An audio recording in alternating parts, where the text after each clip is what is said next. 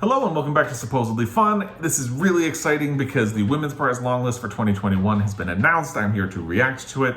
This is the first big book prize of 2021. As you can tell, I'm really excited about it. We're really heading into that time of year. The Pulitzer Prizes will be announced next month. I saw two different dates. One that said May, but the official Pulitzer Prize website says April, so I'm going to stick with that. So we have a lot of really exciting book things happening. I'm here to talk about the Women's Prize Longlist. As I said, don't know why I'm repeating myself. I'm just excited. It's what happens.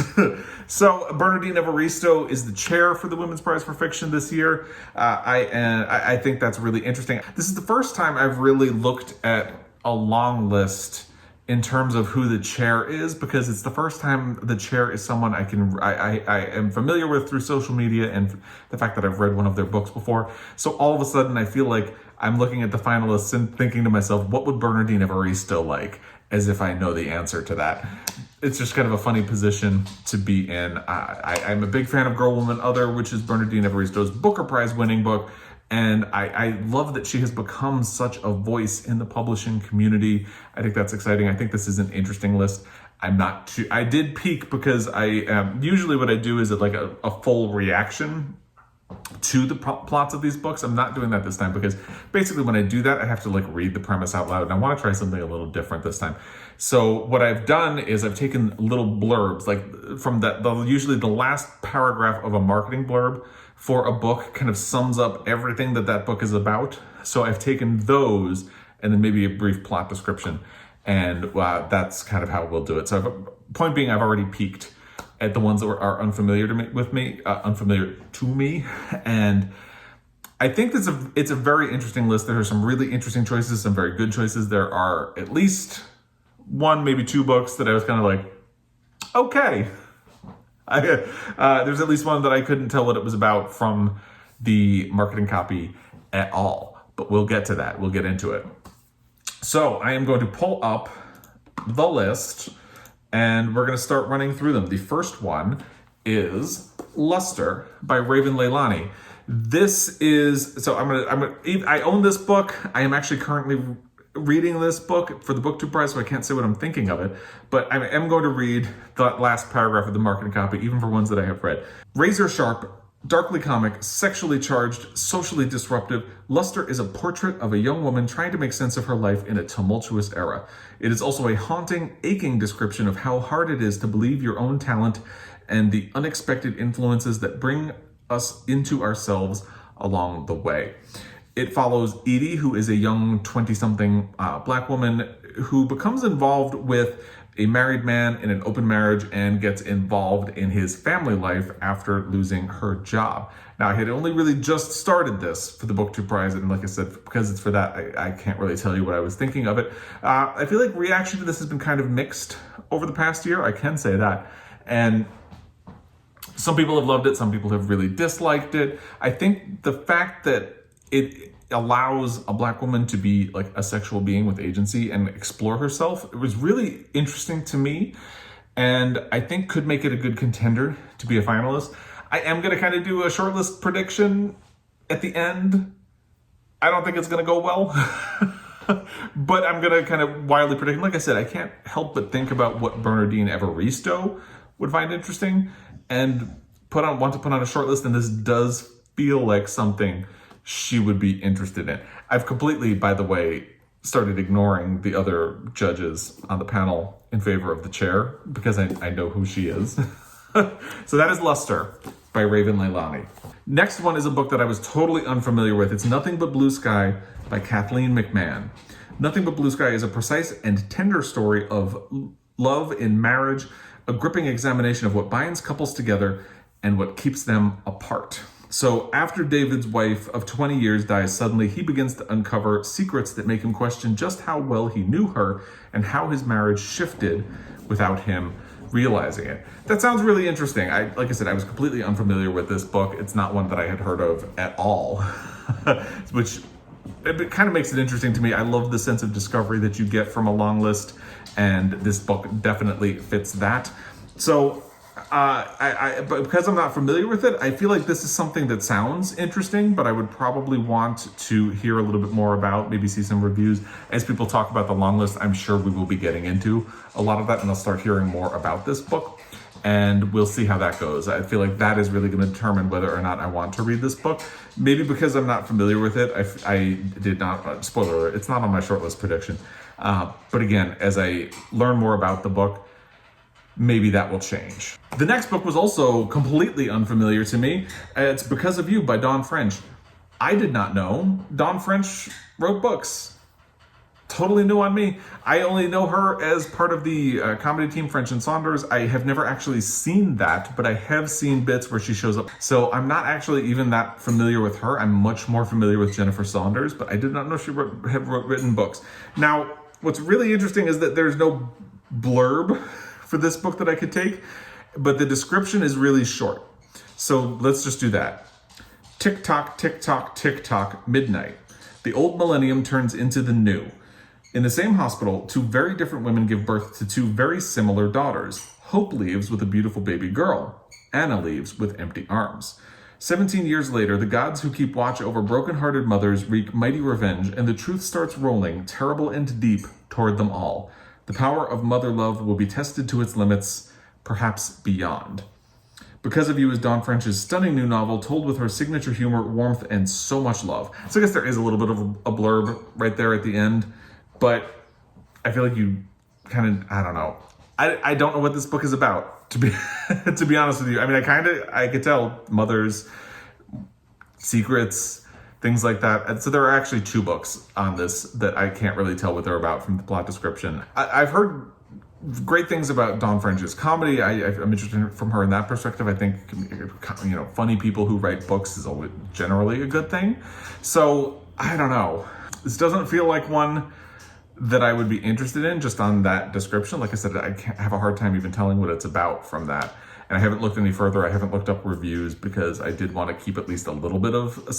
One of the things that is interesting about reacting to long lists like this when there's something that's not familiar to you is that it's a little bit raw, because sometimes you find things out about a book or an author or something about it after the fact, and that's kind of fun. So sometimes it makes you wish you had known in the first place, but I don't think there would be anything going on with this. But point being, I haven't really looked in any further. So if you've read this book, if you know anything about it, please let me know what you thought in the comment section down below. I'm inclined to pass right now. Change my mind. That's your challenge right now.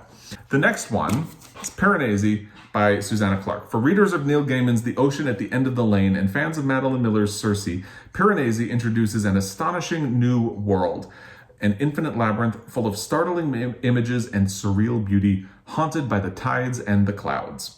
So this is about a dude named Piranesi who lives in a labyrinth, and he navigates the tides of the ocean that lives within its walls with practiced ease until it emerges that there is another person in the labyrinth, which causes Piranesi's world to begin to unravel.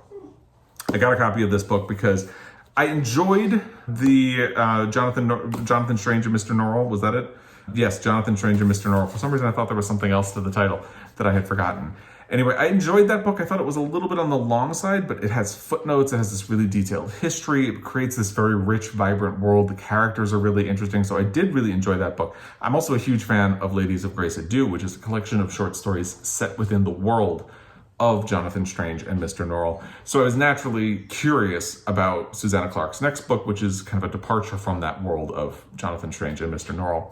So I've heard really good things about this so far from people who have read it. And even though sci-fi fantasy is something I tend to struggle with, but I've had success with her books in the past. So I am really looking forward to this.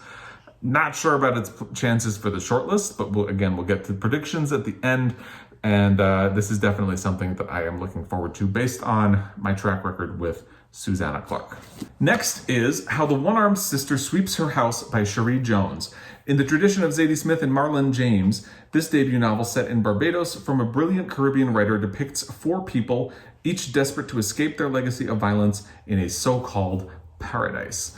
In this novel, a thwarted burglary sets off a chain of events that have terrible consequences, particularly exposing the fault lines between the moneyed expats living on the beach and the locals who serve them. Now, I recently learned that expat is a word that a lot of people don't like, especially people who live in a country other than the one of their birth, because in local terms it can be used as a negative against them.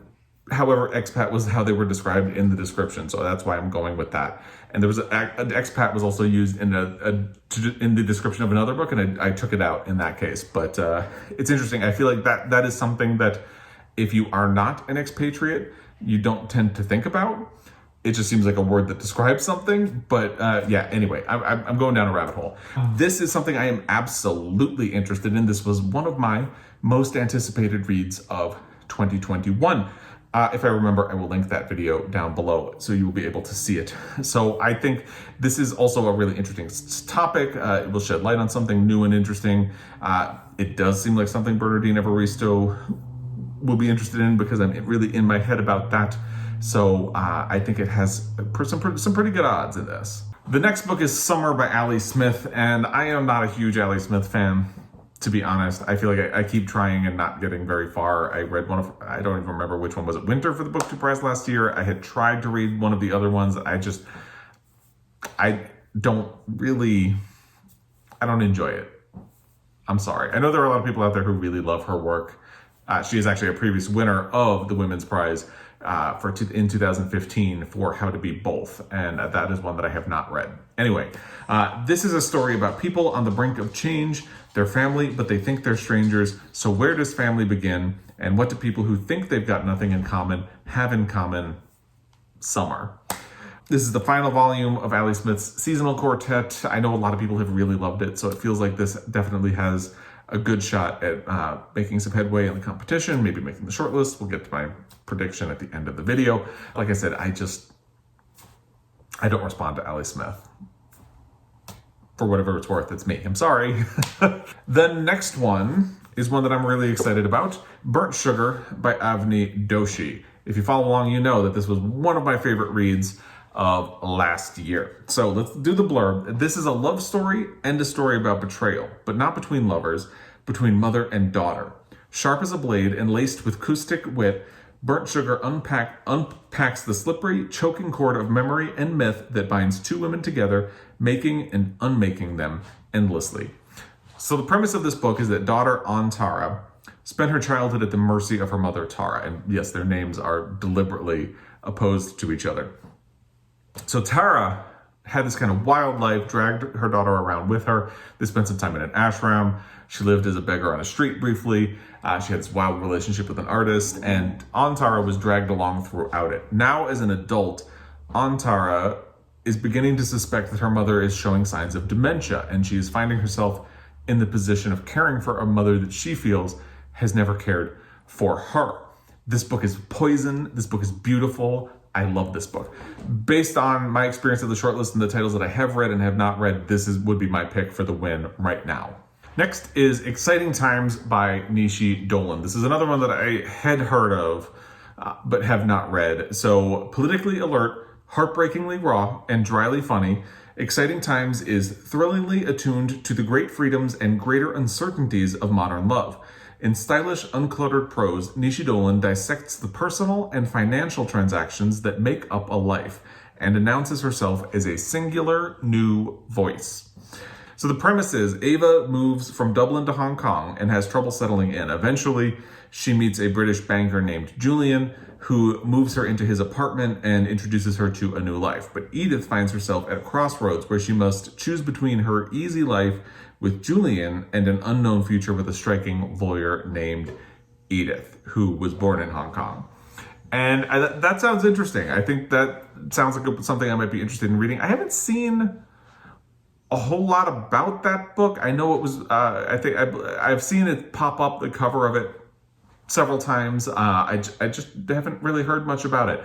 So this is another one I would be really interested in looking at some reviews a little more deeply and finding out a little bit more about, but it definitely sparked my interest. Next is The Golden Rule by Amanda Craig. There is no summary blurb for this book. There is obviously marketing copy about it, but it doesn't have one of those easy like summary things that I can pick out. I don't know why I keep doing this with my hands.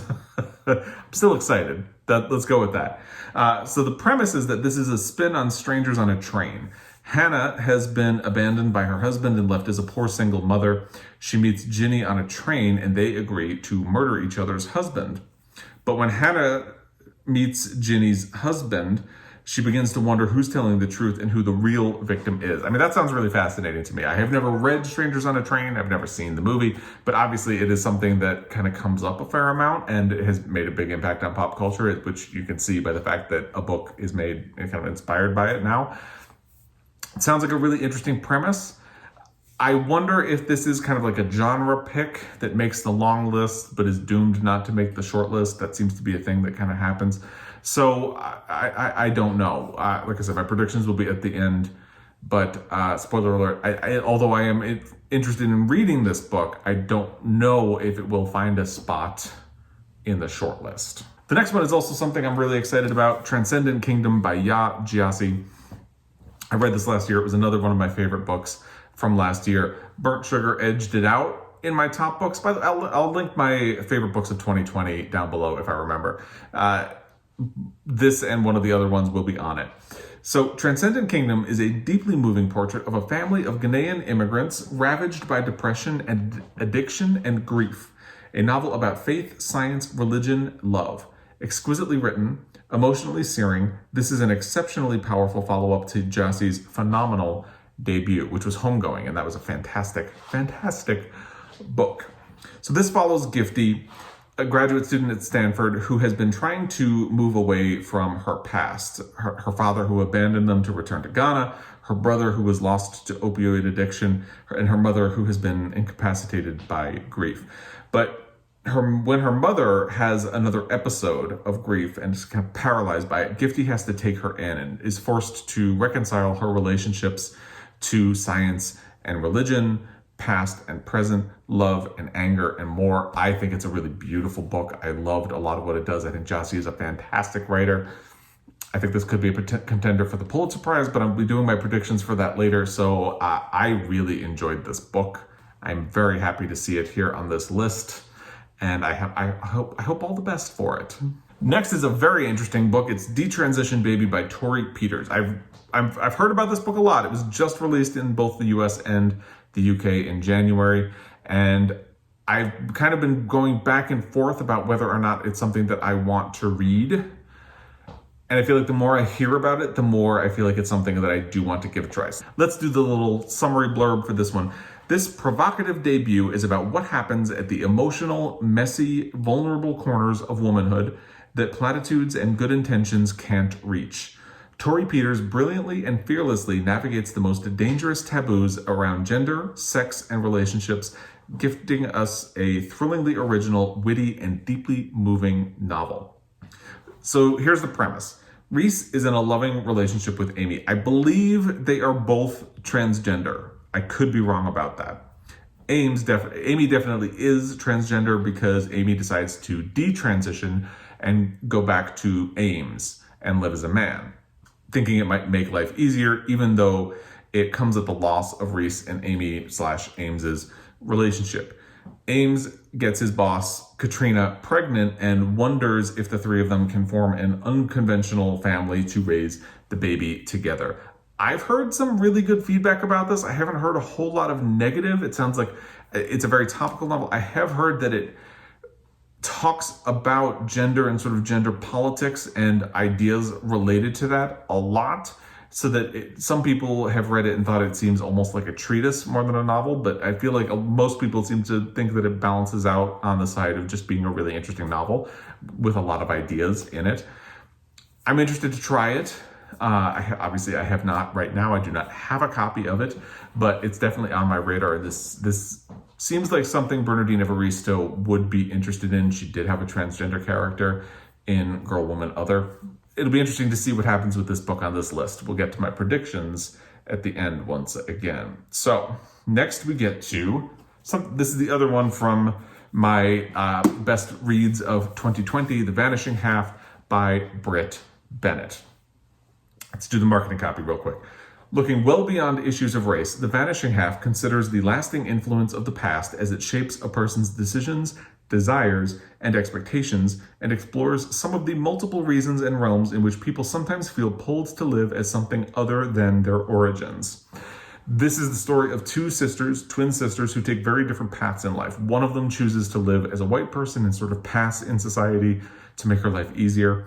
And the other one ends up back in their old family home with a dark-skinned daughter in a town full of people who aspire to being as light-skinned as possible. So she has to deal with the discrimination of that. It's a beautiful story about sisterhood that tackles a lot of complicated issues. It really explores the idea of identity and how it can be fluid and changed and reinvented in a lot of different ways. This also has a transgender character, so it approaches that topic from a lot of different ways, and I think all of them are fascinating. I do know a lot of people have not enjoyed this as much as, say, I did. Although it was a New York Times top book of the year, I think it's a Pulitzer Prize contender. I really liked it. I think it very smartly kind of wraps up all of these really weighty themes in a sort of like commercial novel form. And I hate saying that, but I think it packages them in ways that people will engage with them and interact with them, and it doesn't feel too heavy. And I really enjoyed that. I was a fan of this book. Next is No One Is Talking About This by Patricia Lockwood. The author blurbs are from Sally Rooney and Gia Tolentino, which I admit gives me pause. I read Conversations with Friends by Sally Rooney, and I thought Sally Rooney does a lot of really brilliant things underneath the surface, but I did not like the book itself. And I did not really enjoy Trick Mirror by Gia Tolentino all that much. But I'm not going to hold that against this book. Interestingly, the New York Times Book Reviews podcast just talked at length at the end of the episode about Patricia Lockwood because one of their editors is reading a book by her. I think it was this one, but they ended up talking about her memoir, Priest Daddy, a fair amount, and they got me really interested in that and her. So, fragmentary and omniscient, incisive and sincere, No One Is Talking About This is at once a love letter to the endless scroll and a profound modern meditation on love, language, and human connection from a singular voice in American literature. So the premise for this is that a woman becomes famous for her social media posts. I can't remember what it is, but it's something to do with a dog. It just goes viral, and it's like a funny thing. So she begins to get lost between the real world and the version of it that you see online, until two texts from her mother force a collision between social media and real life. And it sounds really fascinating. Like I said, that New York Times book review interview that I just had, or not interview, but conversation about her work, really did a lot to get me interested in her. So it's kind of funny that now, less than a week later, one of her books is on the Women's Prize Longlist. And she's definitely an author. I feel like I would really want to do Priest Daddy, but this sounds interesting as well. Next is Unsettled Ground by Clare Fuller. This is a thrilling novel of resilience and hope, of love and survival that explores with dazzling emotional power how the truths closest to us are often hardest to see. This is about twins Jeannie and Julius. They have been living with their mother in rural isolation and poverty for all 51 years of their lives. When their mother suddenly dies, they must fight to survive as secrets their mother kept threaten to unravel everything they thought they knew. This sounds really interesting. I think I'd seen the cover, but didn't really know all that much about the book. It sounds interesting to me. I think this is definitely one that I will be seeking out more reviews and thoughts on, and kind of making a decision about whether or not I want to read it based on that. The next one is Small Pleasures by Claire Chambers. There's no easy blurb for this one. But basically, while investigating a claim that someone's daughter was the result of a virgin birth, feature writer Jean Swinney finds herself tangled with the family who has made the claim. She becomes friends with the mother, Gretchen. She falls in love with the father, Howard, and finds herself as a sort of surrogate mother to their quirky child, Margaret, who, of course, is the child that was claimed to have been the result of a virgin birth. Having lived a small life up to this point, Jean finds herself unable to throw away the happiness that she has found with this family for the sake of a story, but according to the marketing copy, this will have unbearable consequences. I mean, to be honest, I'm not, even though it involves a virgin birth, everything else kind of makes me sound like, oh, that sounds interesting, but I'm not grabbed by it. So feedback on it from like reviews and things people talk about with it could very well change my mind. We'll see. But right now there are definitely other books on this that I would prioritize over this. Now we get to the final book, Consent by Annabel, Lyon. I've seen the cover on social media and just popping up here and there, but I really didn't know anything about the book. This is the other one that from the description, I really can't quite figure out what it's about. So here's the blurb. Consent is a startling, moving, thought-provoking novel on the complexities of familial duty and how love can become entangled with guilt, resentment, and regret. Doing great so far. But then the plot description is where I really got confused. It appears to be about two sets of sisters. One pair is twins, one pair is just sisters, I think. And their stories become intertwined in mourning and a quest for revenge. Again, to be honest, I really can't piece together the plot description for this one. So, I don't know. I feel like that's one that I would probably pass on since it's so difficult to figure out what it's about based on, I don't know. It's probably a lot easier than what I was looking on the story graph to get the plot descriptions from there, and I don't know. It seemed odd. So those are all of the long-listed titles. So I'm going to name the ones that I think just firing wildly into the wind that might make the shortlist. I think Luster has a really good shot. Burnt Sugar, Summer, Transcendent Kingdom, Detransition Baby, and No One Is Talking About This. I think there's definitely room for movement for other things to come in, but I think Luster is something Bernardine Evaristo, and I'm sorry I keep reducing the judging panel to just Bernardine Evaristo, but I think Luster is something she would be interested in. I think Burnt Sugar is something that it's a fantastic book, first of all, and I think the entire jury would probably respond to that, but I think it's also something Bernardine Evaristo would like. Summer, I'm not a fan of Ollie Smith, but I know a lot of other people are, so it feels like it would be foolish to leave her off of a shortlist prediction, because I think that the jury will probably respond among the people who respond to that book. I'm going to put Transcendent Kingdom in there because, again, I think those topics that it covers are things that will appeal to the jury. I think it's a really great book, and again, the Bernardine Evaristo of it, I think that's something she will respond to. Detransition Baby, again, there's a transgender character in Girl, Woman, Other. I think those are topics that it's a very timely book. It's a very kind of radical book. And I think the jury, and particularly Bernardine Evaristo, will respond to that. And No One Is Talking About This. It sounds like a really interesting book. That idea of like social media and losing reality is very timely right now. So it feels like it would be hard to count that book out. We'll see. I do think there are some possible spoilers. The Vanishing Half, chief among them. I think that book could easily steal one of those slots. Maybe the one for Luster. Maybe the one for Transcendent Kingdom. I think it could easily get in. It is a very American book, and it talks about the way America deals with race. I feel like that's kind of why I put it a little bit back. Luster feels a little bit more radical, and Transcendent Kingdom as well. So I don't know. It's like a really tough call, but I feel like it could creep into one of those spots, or maybe one of the other ones.